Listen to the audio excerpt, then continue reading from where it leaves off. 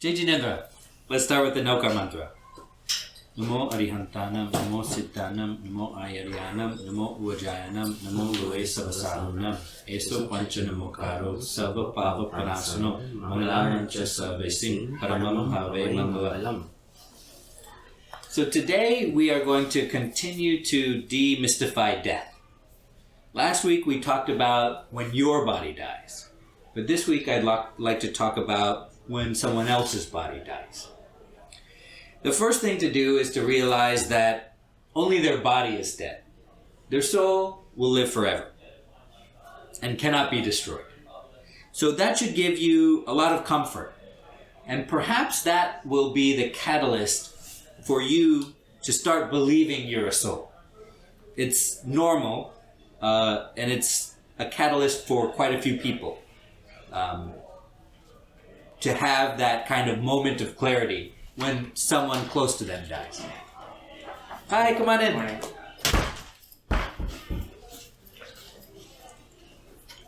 The second thing to do is to realize the world is transient.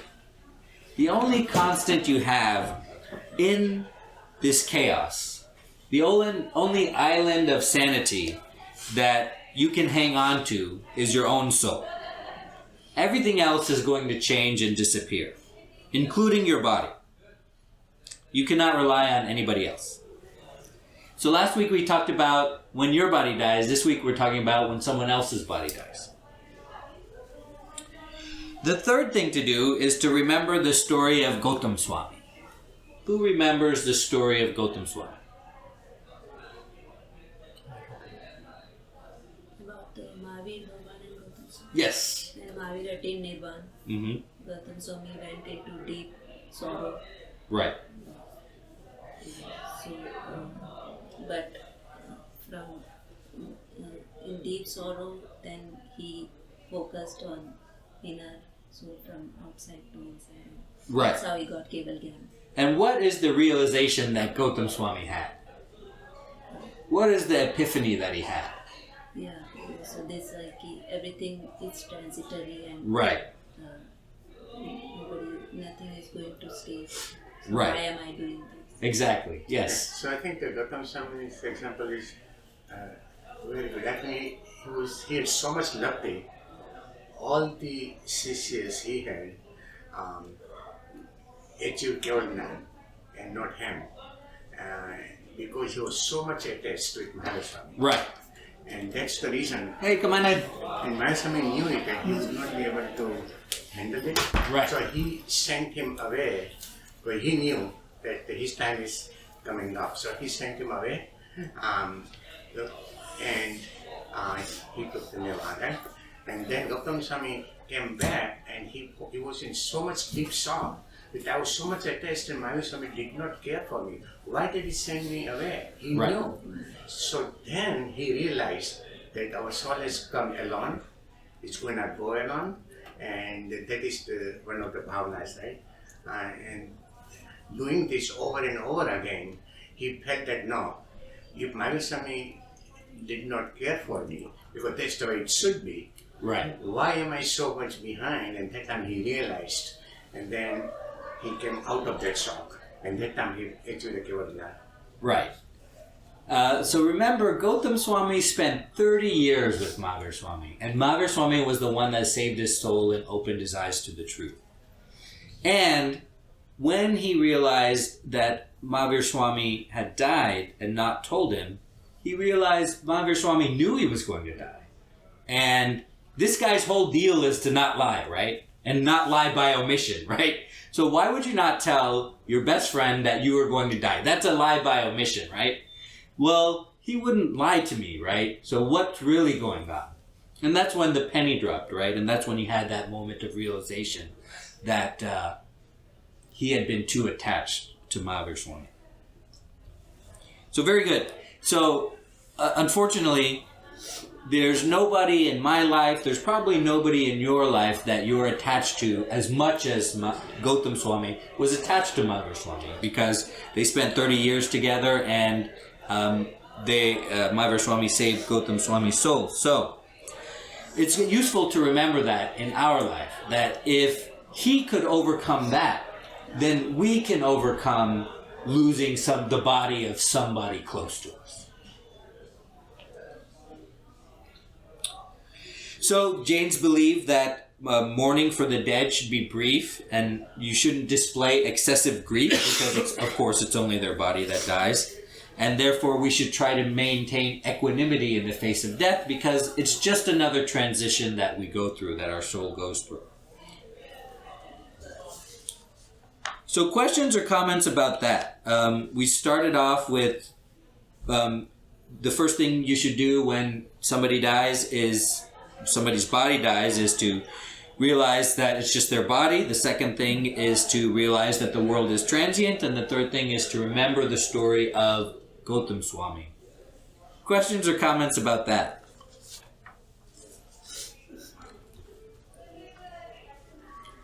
That's it as far as Jainism goes. I'd like to spend some time talking about the practical aspects of when somebody's body dies. It's a lot different when your body dies. We had a very in-depth discussion about Jainism when your own body dies, but when somebody else's body dies, it a lot less to do with you. Any other topics about the Jainism side before we move to the non-Jainism side? Hey, come on in. We're demystifying the death of someone's body today. We just talked about the Jainism side. Now we're going to talk about the practical things that we should do. The first thing you have to do is obtain a pronouncement of death. That's not a death certificate. That's different. You have to obtain two things at different times. The first thing is a pronouncement of death. And if somebody dies and that person is at home, you call 911 and 911 will transport the body after they try to resuscitate it to the hospital. And the doctor at the hospital will give you a pronouncement of death. It's a piece of paper. If somebody, for example, is going through a lot of pain and then you go to the hospital, then they'll automatically know to do that. But if they're at home, while the EMS is coming, you should look for, if you have not discussed, a DNR, which is called the Do Not Resuscitate, because the emergency EMS people will need that DNR to forego resuscitation. What is that? The doctor will need that too. So a DNR stands for Do Not Resuscitate, and it's also a piece of paper that the deceased has signed. And it's telling the world that if they appear to be dead, they do not wish to have resuscitative actions performed on their body. Because emergency personnel are mandated to perform resuscitative actions like CPR to try to bring them back alive. Oh, okay. Right? Why would someone sign that paper? Because they don't want to prolong the pain that they're in. They want to continue die and they don't want to try living again. Right. After certain milestones have been reached. For example, if they can't breathe, it's possible for them to be put on a ventilator while resuscitative actions are performed or while doctors continue to try to revive the body. So they decline, as one example, they would decline to be put on a ventilator. Yes. Who has to sign that? The person The deceased. who is dying. Yeah. While living. Is the document called DNR? If you Yes. search it up? Okay. Yes, it's called Do Not Resuscitate Order. Is it part of will and trust or? Yes. Yes and no. Hey, come on in. Hi, Jainism. Jai Jinendra, last week we talked about what happens when your body dies. This week we're talking about what happens when somebody else's body dies. So it should be done at the same time as the will and trust. It should be with the same documents as the will and trust, but it's actually a separate document. It's not part of it, and it shouldn't be part of the will and trust. It should be a separate one because you need it at a separate time and you need to give it to different people.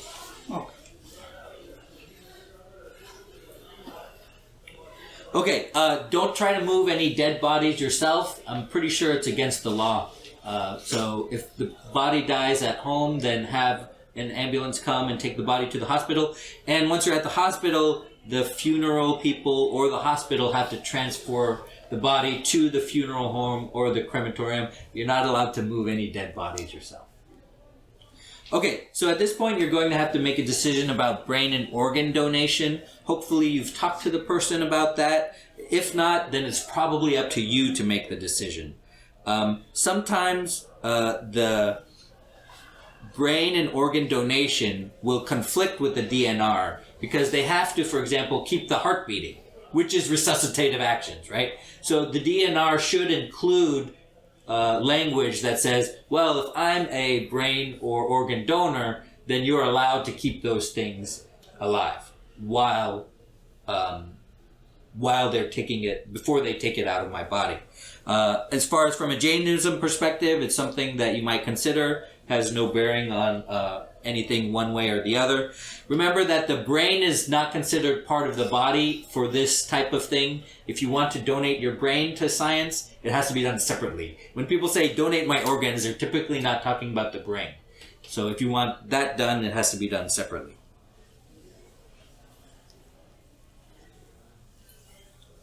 Okay, so after that, the next thing to do is to secure the deceased property. You have to lock their house and their vehicle. You have to water any plants, throw out any foods in the refrigerators, take care of any pets that they have, and lock up all their personal effects. Next, you have to notify friends and family. Next, you have to make funeral arrangements. You cannot do this yourself. Do not try to do this. One person cannot do this. When you notify friends and family, if they offer to help, this is when you lean on your friends and family to make funeral arrangements. It's too many people and it's too short a time for you to do it all yourself. You need to delegate the tasks to different people. Hopefully, the theme is that we should have all talked about this before, but if nobody's talked about it, then you have to make the decisions regarding cremation. We talked about cremation last time. We generally cremate so bacteria doesn't keep on growing in the body, and so other people don't have to kill those extra bacteria that have been growing. But of course, it's your choice of what you want to do. Your body is of no use after your soul is gone from your body. One of the things you should rely on friends and family on is to write an obituary. You can also put that obituary, normally it's done in the paper, but nowadays we create memorial websites. That is, you can create a website where it's easy for you to share funeral arrangements, where and when everything is, what help that the family needs. You can have people share their memories on it, and you can use that website to prove that somebody has died for certain people that need it.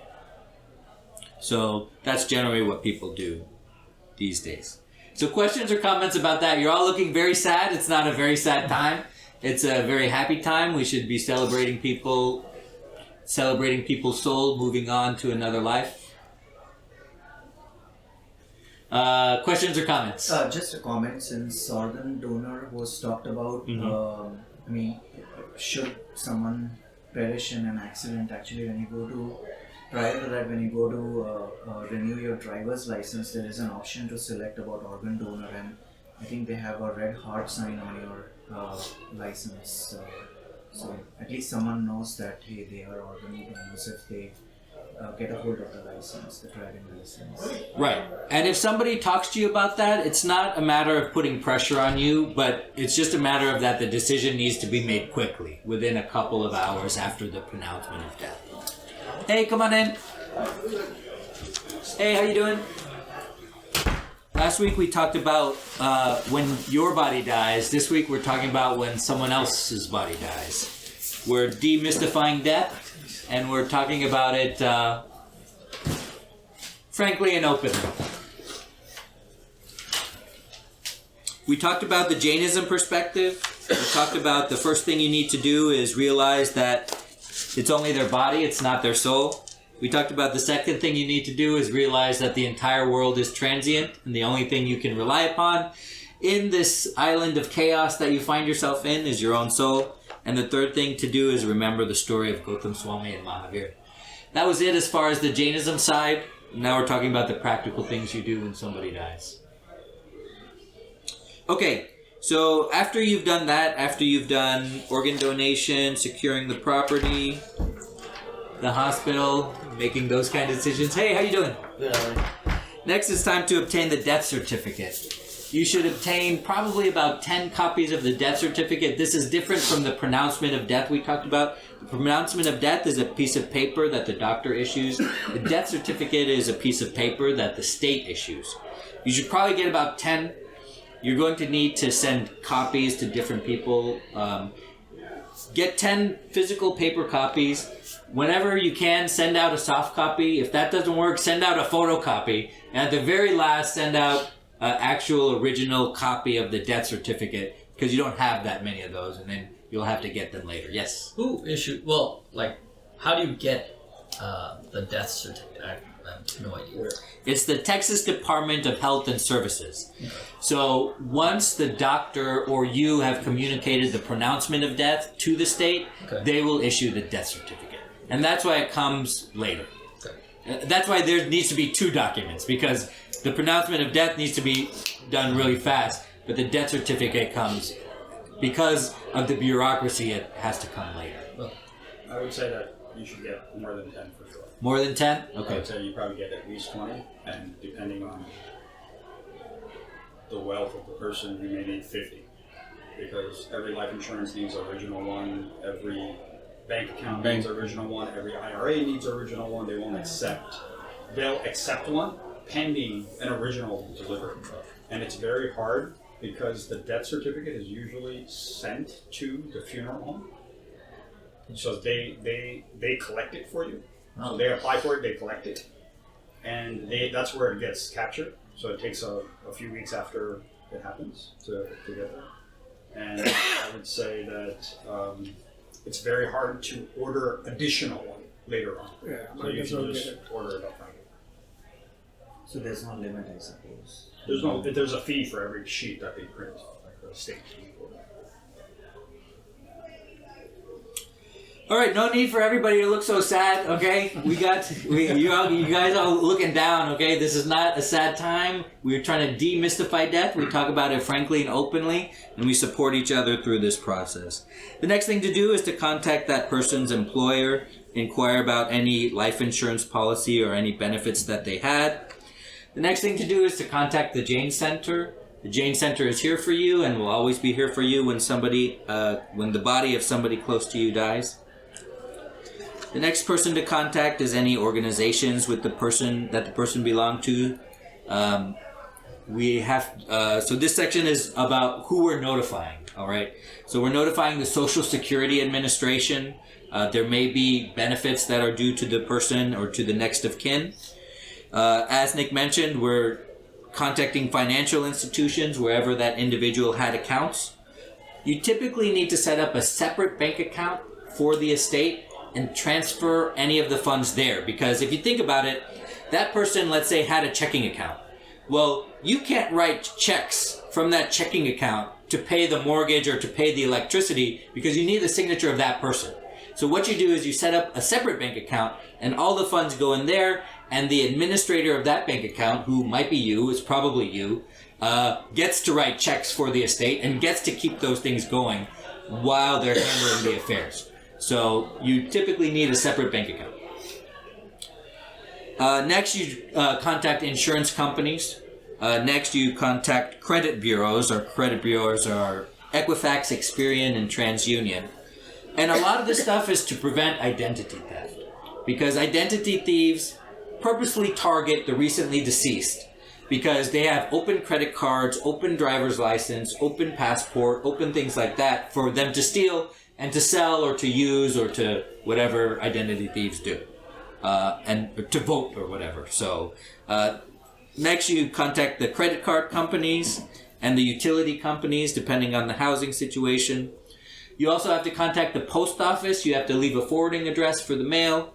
And this is especially good for identity theft purposes. The post office needs to know that the person died. You don't want mail accumulating at the person's house, of course. And when you get the mail or the administrator gets the mail, that's a good way to know what the accounts are, right? If you collect 2 months worth of mail, you pretty much have a good idea of, well, what bills need to be paid and what accounts they have and things like that. Contact the Department of Motor Vehicles to get their driver's license canceled. That's another identity theft prevention mechanism. You cancel the driver's license and you keep copies of the canceled driver's license because some people need the driver's license. Not necessarily the canceled one, but perhaps the canceled one too. For example, they may need the driver's license for you to access the bank account. You never know, right? So you need to keep photocopies of that.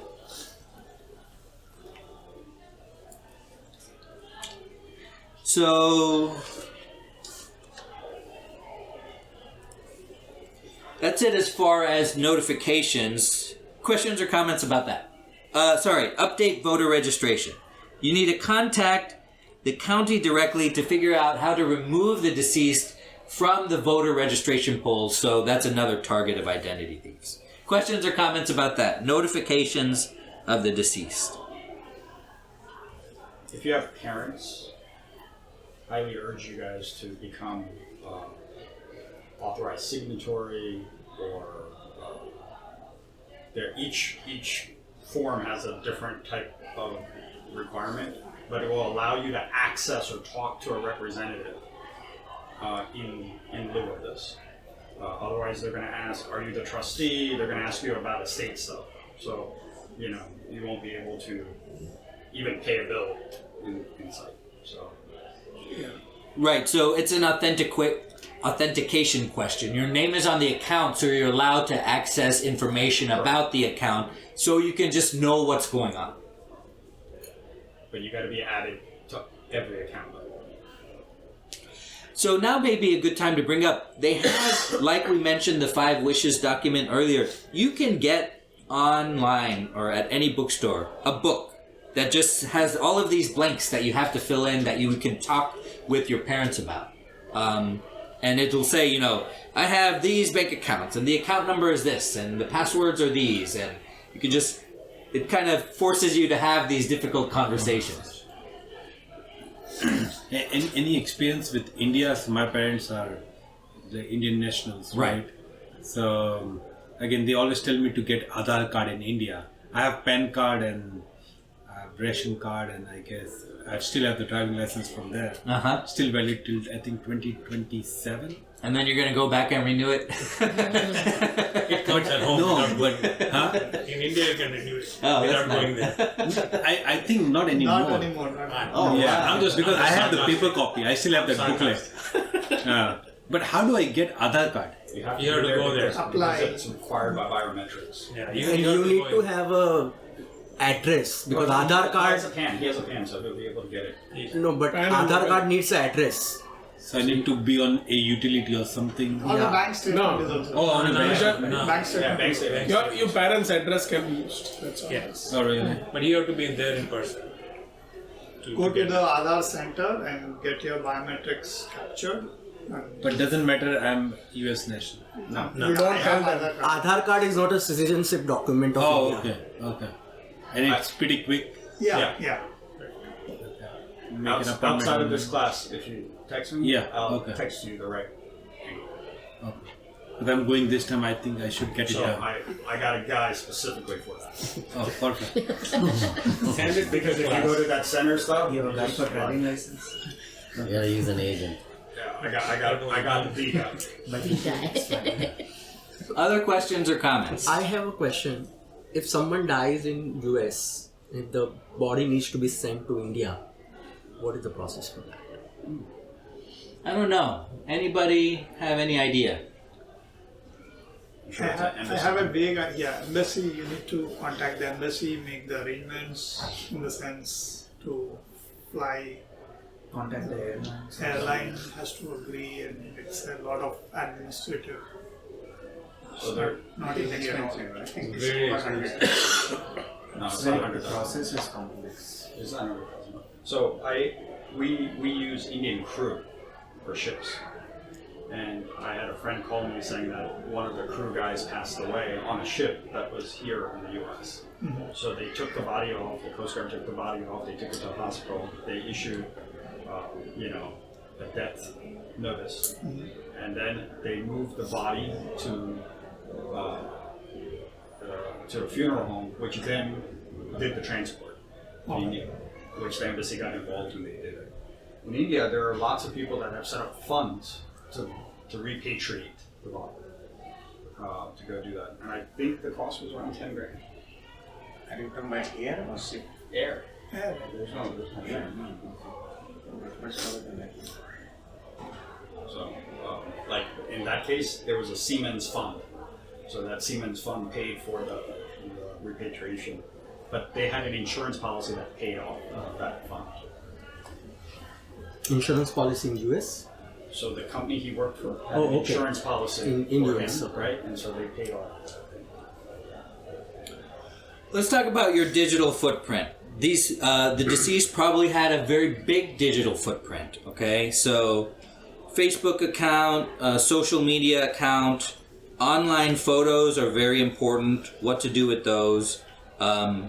You can, for social media, you can mark different accounts as memorialized accounts, and it will say in memory of, and then the deceased names, and people will still be allowed to comment on their timeline and do things like that. You definitely want to have that information in one place regarding what the answers to security questions are, like who was your best friend growing up, or what was the name of your first pet, or things like that, to access those accounts. Especially email. Email will probably be one of the last things you want to close. But it is important to eventually close the deceased's email, because that is a pretty big target for identity theft too. And there's ways to do that too.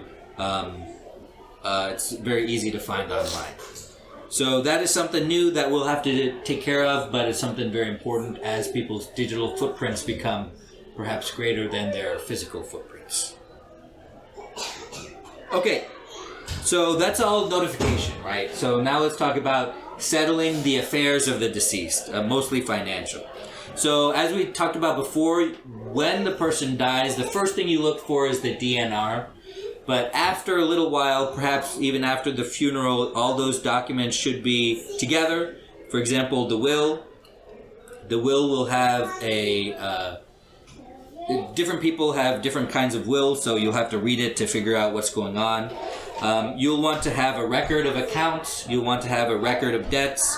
You want to have copies of all the insurance policies. You'll want to have any identification documents or marriage certificates. And you want to have tax returns. All those should kind of be in the same place.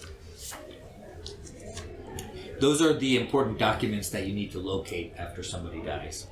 And hopefully we've had conversations with this about with the people in our family, so all those documents are in the same place. And so we have digital soft copies too, right? Because that's going to be probably a lot more accessible to us.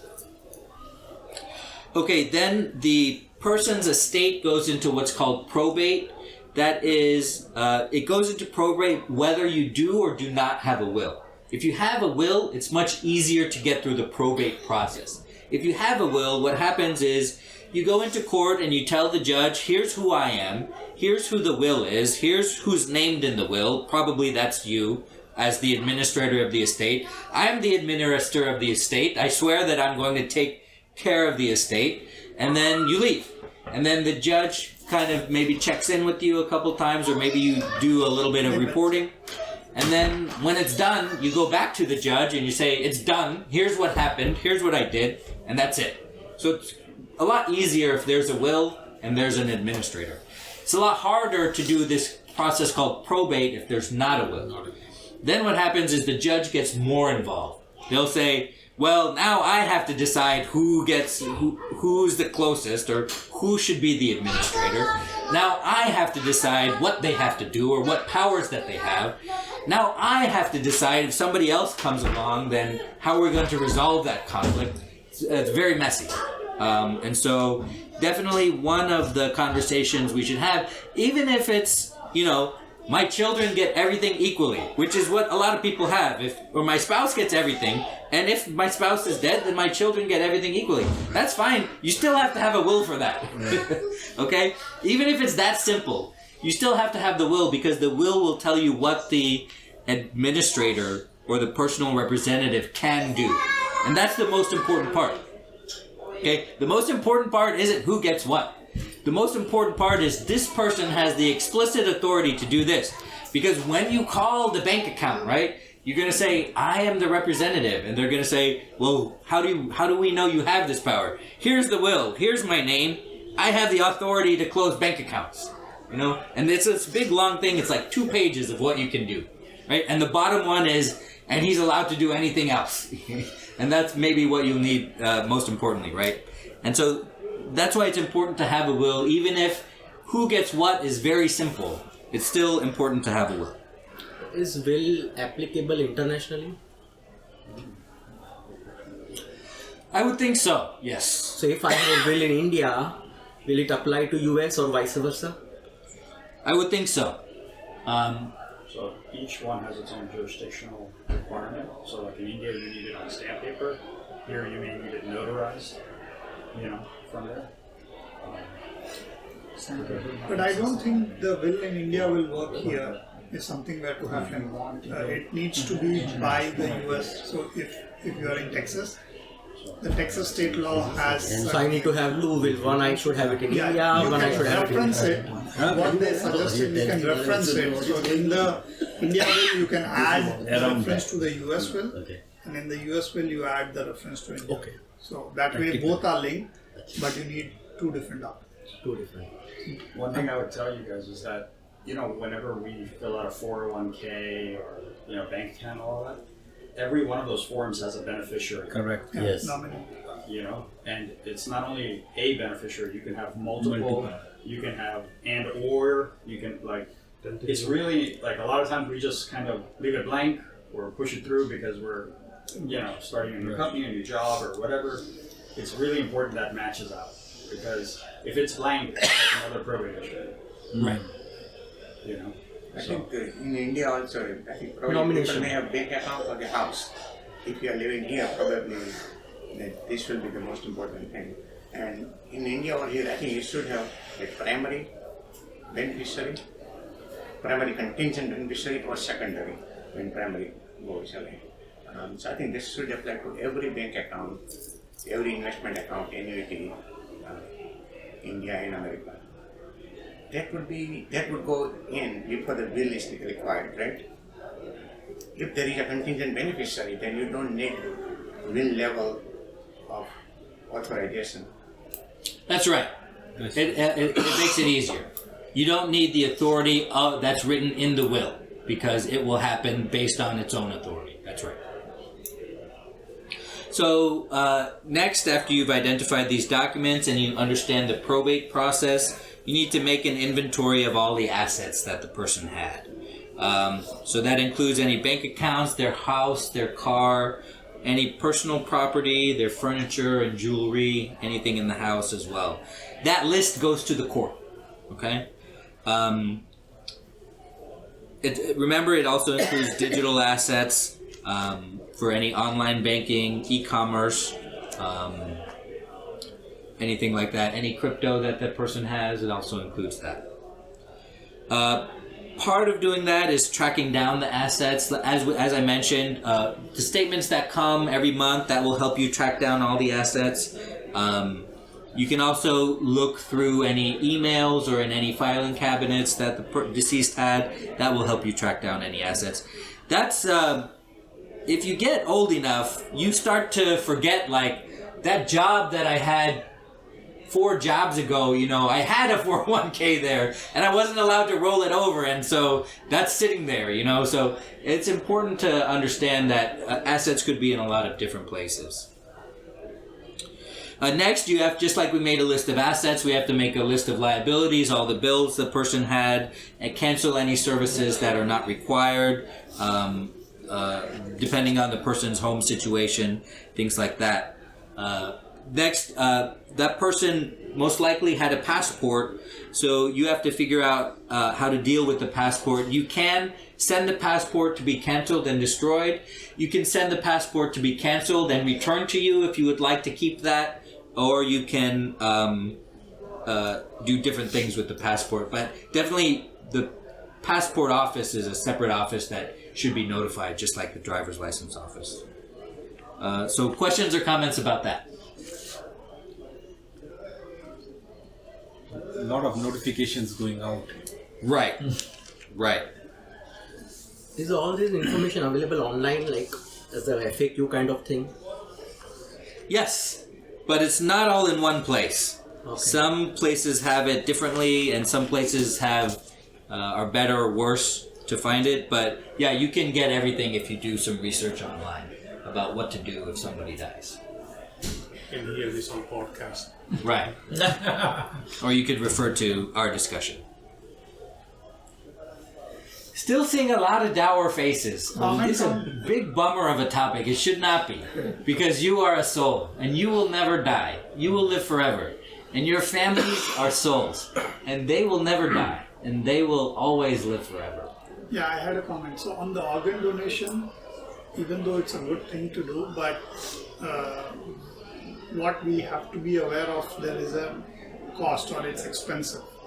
So in the will and trust, you need to call out if you are going to do an organ donation, it should not be on the family's expense. That has to be called out. Otherwise, you are doing a good thing, but then your family ends up paying, say, whatever the bill is, right? 100,000, I don't know the amount, but so you need to call out, it can be done, but then you need to specifically call out that at their own, at not my expense, but at whoever is getting the, yeah. Right, and one option that you may not be aware of, and you can donate your entire body. Places will accept your entire body, and you know what happens is when they're at the hospital, they don't go. You don't transport them the body to a funeral home. The scientific laboratory that accepts the body will take the body from the hospital. You don't have any funeral expenses, you know, you don't have to decide cremation or where to get cremation or anything like that. And it's just the body, right? You can have a celebration of life without, you know, it's your preference or it's the preference of the person that has been deceased.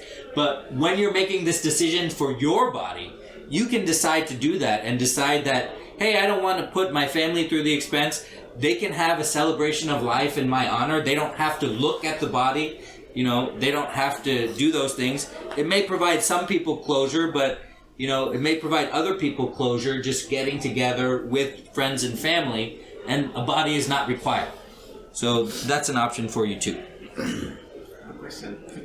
If somebody dies at home and they have wished for small organ donation like eye or kidney, not the whole body. So after death, body will not be taken to the funeral home. That's a very important thing to remember first. Body will be taken by the hospital where this is going to be taking place. But after they remove this, they will send the body back to the funeral home or home or funeral, right? That's right. That's the way it should be, right? So that's right. That's a correct sequence of events. It's hospital, then organ donation, because that has to happen very fast, and then the funeral home, and then the funeral home will perform whatever wishes that you have.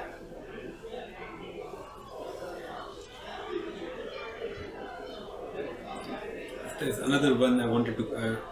A close friend and partner of mine passed away a month ago, and I had no idea about this. In every mortgage statement, when you look at a mortgage, if you have a house mortgage, there's something some people might pay. It's mortgage points, right? Mortgage insurance points. PMI. Say again? PMI. PMI, right? That actually takes care of in case the principal dies, right? That takes care of the mortgage. I had no idea about it. Okay. Yeah. So good to know. Yeah, there's a lot of policies like that. A lot of insurance policies will do that. A lot of mortgage policies will do that. And it was very inexpensive. So I was looking into it, and it's less than 1%. You're paying into something that you may or may not use, so they're hoping That's you don't true. use it, right? Right. But my partner was 64, 65, so... So you probably paid into it for 20 years.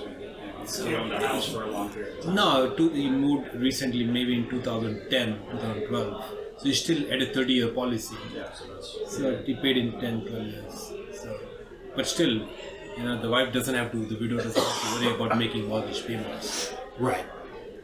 And all of this is very complicated, and it's hard to look at insurance documents like when you're in grief or when you're trying to take care of your family, right? So that's another reason, if I didn't give you enough reasons, is to have these hard conversations while people are still alive, and to communicate with your family while you're still alive these things, right? Maybe we can't do it for other people, but we can certainly do it for ourselves. We're in control of that.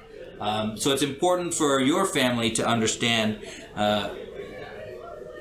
your situation.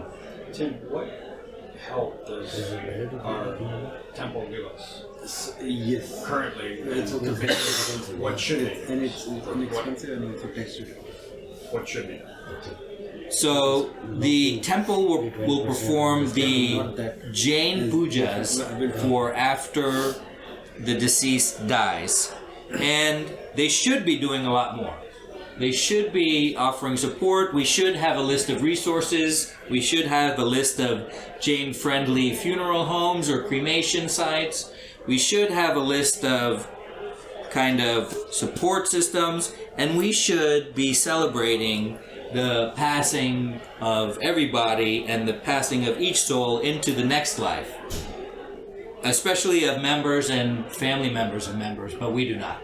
And that is something that I regret, and this is my small way of working on that. And my hope is to produce a document like this that is a reference for our members. But currently, the only thing that our Jain Center offers is appropriate time in the temple room for Jain ceremonies for the deceased. They also do notification Yeah. to the Samaj. Right. That is a sore point for me. That is, this center should, like other, I'm not comparing anything, but let's say if we're talking about the Catholic religion, right? They're there for you when you have a baby, when you're born. They're there for you to perform the religious services. They're there for your religious education growing up. They're there to help you meet other Catholic people, right? They're there for you with the hall when you get married to use the church, right? They're there for you as far as networking purposes. They're there for you when the people around you die, and they're there for you when you die. And I'd like to be like that, but it'll take a long time for us to get like that. Tim, you said Jain puja and all this, but last week you said that, the moment the soul leaves the body, right? Like, after the fact, how are we helping the soul? I don't understand. That doesn't make sense. We're not. We're helping our own souls. Yeah. We're helping our own souls because the puja reminds us of non-attachment. The puja reminds us of the story of Gautam Swami. The puja reminds us that that person is, that just a body has died, not a soul has died. The puja reminds us of all these things. But if we're supposed to be unattached, right? How is that helping my soul? How is the puja helping your soul? Yeah. It's reminding you to be unattached. Yes, you are supposed to be unattached, and the puja reminds you to be unattached.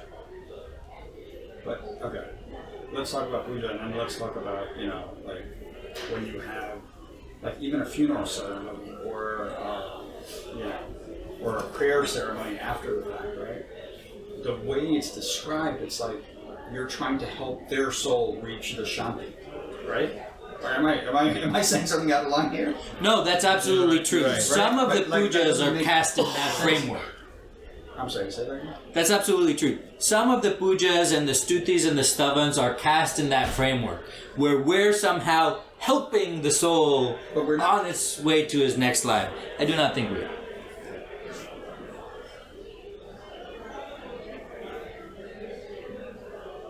I think those are there to help us feel better. I think those are there to help the community gather around people that are suffering. Are we creating karma from this? Absolutely. Absolutely. I'm just trying to align all the stars here for myself. Yeah, remember, puja is the physical manifestation of prayer, and prayer is the verbal manifestation of mental prayer. And mental prayer is our reminding ourselves that we want to be like the Tirthankars and be like the people that have conquered our enemies. We don't worship them. We want to have those qualities. When we do puja about people that have been deceased, we use that to reinforce our faith in Jain principles, first by reminding us of what those principles are, and second by reminding everybody else what those principles are, and third by helping us reinforce our faith in those principles. So when you hear the news about somebody passing, what is the right message to say, especially on the WhatsApp or email or phone calls? We never say rest in peace. We're not supposed to. The rest in peace is not applied to Jainism. A lot of people write Om Shanti or Om Shanti or something. like I don't know I if think that's so. right. But I'm asking that question too, because most of the time you see this people RIP, right? Rest in peace, but that's not. I see a lot of people write condolences, like our condolences to your Correct. family, right? But, yeah, I don't know what the right Jain marker is. This is a tricky situation because the first thing to do is to not cause any suffering, right? And if you remind people of, hey, well, that was just their body, you should be happy that their soul has moved on, you might inadvertently cause suffering, right? And you don't want to do that, right? So that's why this is a tricky situation, and you should try to meet those people where they are, right? You should offer your help, and you should be respectful. And that's why it's a tricky situation, because we don't know, we might mean something in a respectful way, but they might not take it like that, right? So there's no one right answer, because the answer depends on who the person is. So why you cannot write Rest in peace. RIP? It's typically for the Catholics where they bury the body. They're not resting. Their soul is not resting. The soul is not resting. But in Gujarati, we have a prayer which is always in a prayer meeting we play at the end. Paramatmaye Atmane Shanti Sati Apcho. Which is the same meaning, right? It's not rest in peace. You're asking for Shanti to that soul. Yeah. So, yeah. This is saying that rest in peace means like going to sleep. You're going to rest in peace. That's two different things. Yeah. And Because even that is the question I just asked, that we keep praying for someone's Shanti, but in fact that's not really what is happening. I can't pray for your Shanti. I think I one can't could pray for say, anyone. I think one could say, like, we will pray for his or her soul to progress his or her journey towards eternal peace, which is moksha. But so that doesn't help that, right? That doesn't help that. It can never help them, Yeah. but it also helps you, It makes right? us feel good, so we say. Well, no, it helps. You're supposed to remember that, hey, we are a soul. Everything is about reminding you of the fact that you're a soul, right? That's the only thing that matters. And the loved ones are gone, but they are progressing towards the final destination, moksha. So, What was the line again? So, we will pray for his soul to progress in his journey towards eternal peace. Questions or comments from our people online? I want to make sure we get any of your thoughts and questions.